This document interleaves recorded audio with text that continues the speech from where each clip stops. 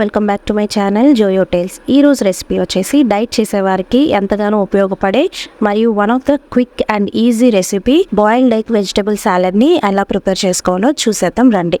ఈ vegetable సాలడ్ని prepare చేయడం కోసం 2 days ముందు మనము పెసల్ని బాగా కడిగి వాటర్ లేకుండా ఒక జల్లెడలో వేసుకొని తడి గుడ్డ కప్పుకుంటూ ఒక 2 days అయితే మనము మొలకలు రానివ్వాలి.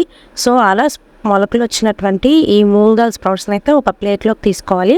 తర్వాత అందులోనే సన్నగా తురుముకున్న ఉల్లిపాయని, అలాగే సన్నగా తురుముకున్న క్యారెట్ని, అలాగే చిన్న ముక్కలుగా కట్ చేసుకున్న పచ్చిమిర్చిని, సన్నగా తురుముకున్న కీర, అలాగే సన్నగా తురుముకున్న బీట్రూట్ని కూడా వేసుకోవాలి. ఇవన్నీ వేసుకున్న తర్వాత ఇప్పుడు అందులోనే కొత్తిమీరను కూడా వేసుకోవాలి. మీరు ఇంకా ఏ వెజిటబుల్స్ అయినా యాడ్ చేసుకోవచ్చండి.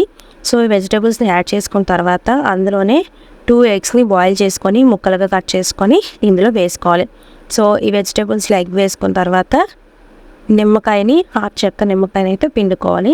సో హాఫ్ చెక్క నిమ్మకాయని స్క్వీజ్ చేసుకున్న తర్వాత ఇందులో టేస్ట్కి సరిపడినంత సాల్ట్, అలాగే పెప్పర్ పౌడర్ని కూడా వేసుకొని దీని అంతటిని బాగా మిక్స్ చేసుకుంటే మనకి టేస్టీ అలాగే healthy vegetable boiled egg salad అయితే రెడీ అయిపోతుంది.